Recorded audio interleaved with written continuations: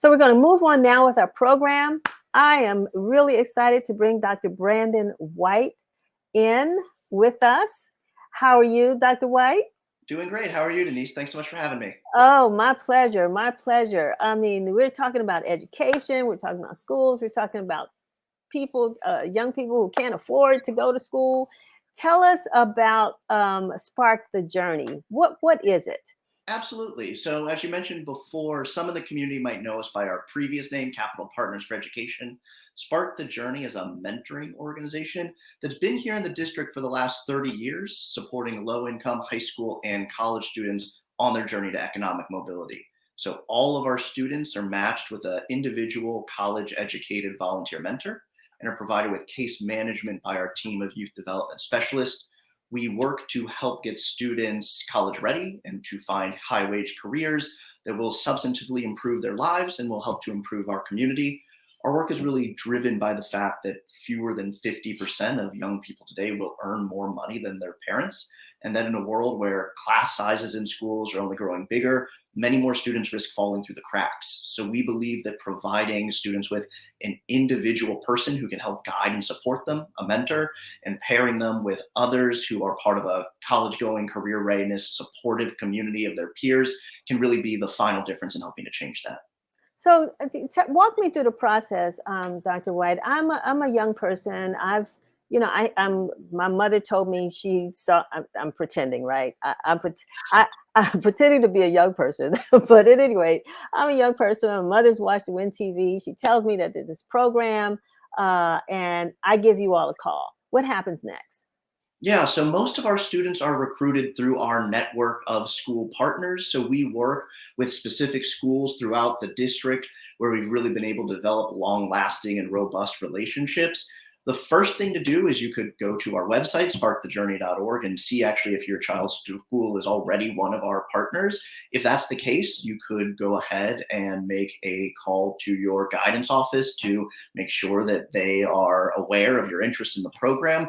But we're actually really doing a lot to promote all of those opportunities on our own end. We're in schools pretty much from the time the beginning of the school year starts and then on into the spring. So we're constantly trying to build enthusiasm and support for the work that we're doing. If it turns out that your student attends a school that isn't already one of our partners, I think the best thing that you could do would be to ask. So to reach out to us, reach out to me or to anyone on my team, or to reach out directly to your school and say, hey, I learned a little bit about this program. I really think it might be a great opportunity for me, for my student, for the rest of the students in the school, and we can see what we can make happen. So, is the program available in schools in all 8 wards? Is it just DC? Tell me about. I mean, I don't know if you want to list the schools or if there's a place where they can go and see where their schools are listed. But is it well represented across the city? Yeah, so it's well represented across the city. Actually, Okay. at one point in our 30-year history, we have had schools throughout the DMV, but we really made a decision within the last 5 years to focus our services specifically towards students within the 8 wards of the district itself. So we Wonderful. have representation all over, and if people would to visit our website, they can see the full list of our, I think, 12 at this point ongoing partners, with more that we would hopefully plan to bring online in the future. Is it both public, charter, independent schools, or just public schools? Currently, our focus is on DCPS public schools and on charter schools on the other end.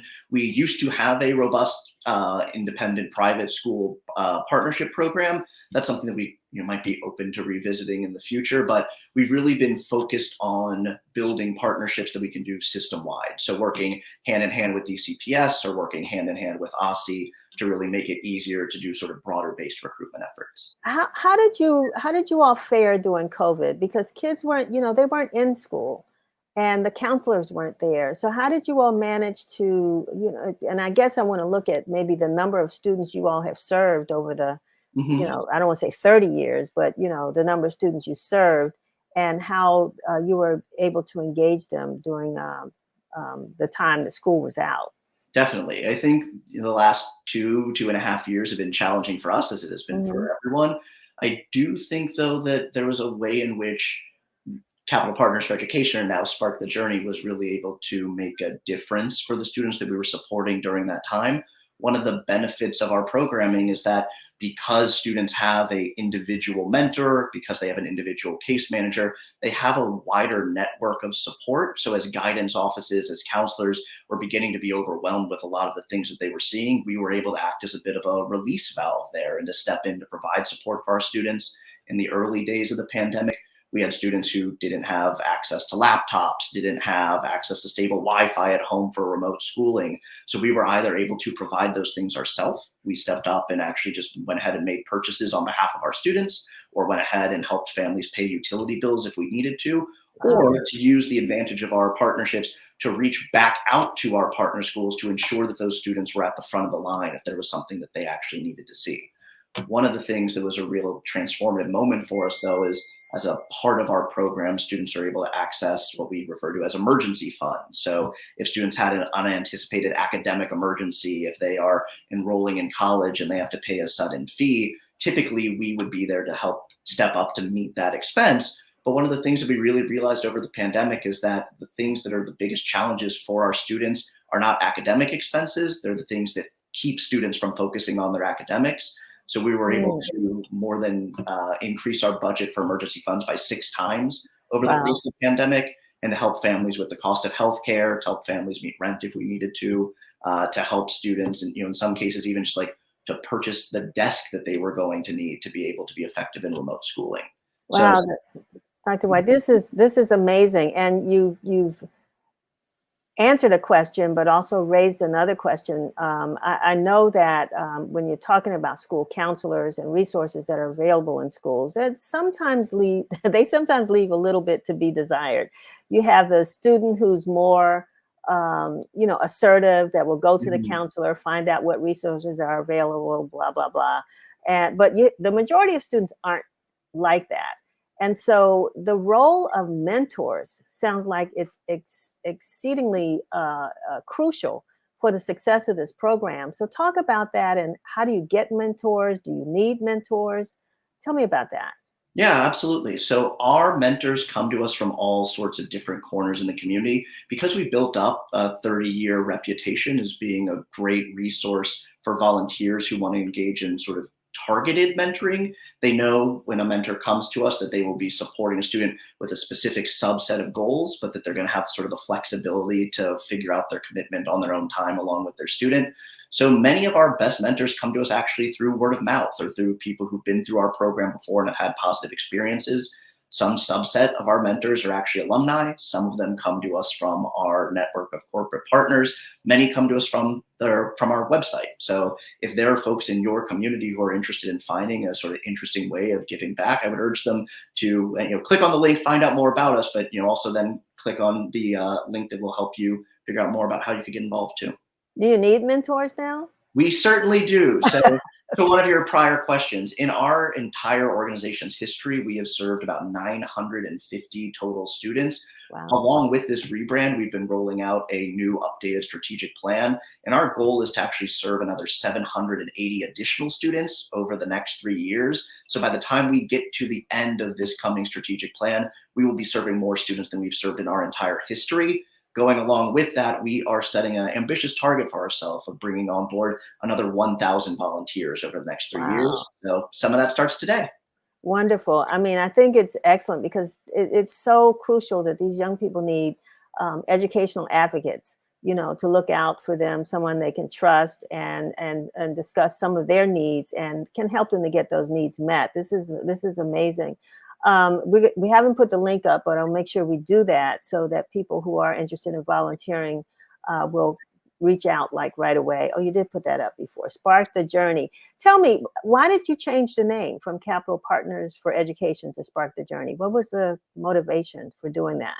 Well, I think when a lot of people heard our original name, Capital Partners for Education, I think they tended to think that maybe we were a bank or that maybe we were an investment firm of some sort, or that like money in some way, shape, or form was on the line. One thing that I should say is that all of the services that we provide are absolutely free. We're a nonprofit organization. We're supported philanthropically and by the DC government. So there's no cost associated with what we're doing. So Capital Partners for Education maybe sent a little bit of the wrong signal. We believe that the name Spark the Journey, though, is really something that positions us as a inspiration, as a catalyst that will help young people throughout their lives. And it's also something that we really see our audience also being able to engage with. We wanted to choose a name that was really inclusive and that invited other people to think of themselves as being the spark that would help to spark change and social impact, and that would really help to move the mission forward. You talked about how you're funded, and because it sounds like you provide a whole lot of resources, financial resources included. And so you want to give us a little background on how that happens, or is it community funded, or are you appealing for support from the community as well? Yeah, so we are in fact community funded. So a large share of our support just comes from individual donations, people coming to our website, clicking the donate link that's at the top right-hand corner. Also comes to us from local area foundations who've been helping to support and steward our work for a considerable period of time. And then only actually within the last couple of years have we been able to develop more deliberate partnerships with the DC government. So we're currently the beneficiaries of a grant put out by the Office of the State Superintendent for Education called College Rising. So we're providing mentors to students through that program and stretching beyond our network of partner schools to also support students who are engaged in OSSE's dual enrollment program. So students who are enrolled in high school and in college simultaneously. So, as publisher of a newspaper, but a journalist first, I always love stories. And I don't know if you could maybe share with us a success story. How do you measure success? And is there sort of a story that you could tell us about, the impact you may have had? We don't have the students here, but, a student or some students, the impact of this program on their lives. Yeah, you should have the students back, actually. They could speak directly to their experience too. That's what I'd like to do. Yeah, we'll do that. That's a commitment. But the success stories that we have are, over the last 30 years are almost too numerous to be listed easily. One of the things that we've tended to see with our students who are the most successful is that actually their journey is not always a linear one. So we traditionally have set success for ourselves as saying we want students to enroll in college immediately after their high school graduation. We want students to be in and out within 4 years or within 6 years. But sometimes that journey is a little bit rocky. And that's also part of the thing that was reflected in our rebrand. We wanted to be sensitive to the fact that students go through different arcs and go through different trajectories. So I would say some of our greatest successes, students who have maybe interrupted their studies for a year and then have reconnected with their mentor, have been remotivated, have been re-engaged to re-enroll. We've had, I think, probably the sharpest success stories are students who have been through our program who, to your point earlier, Denise, have learned a little bit about speaking up for themselves and seeking out resources. So we've actually tapped into the fact that we have a network of supporters and a network that might actually be the thing that is instrumental in helping them get jobs. So I've worked with students who then asked if they could reach out to board members to see if they could find an opportunity for them. And some students have been able to turn those things into internships, turn those things into full-time jobs. And that's really the sort of things that we would like to be doing for hundreds more students across the district. Yeah, well, let's make a date and get with Shevry and see if we can get a couple of your students on, because of course they're the greatest advocates to show how successful the program has been and what it's meant in their lives. And I love, to give them a voice. So we'll follow up, set something up, and get you back again. And because we want to see this be successful for, 30 years, that's nothing to sneeze at, right? Not at all.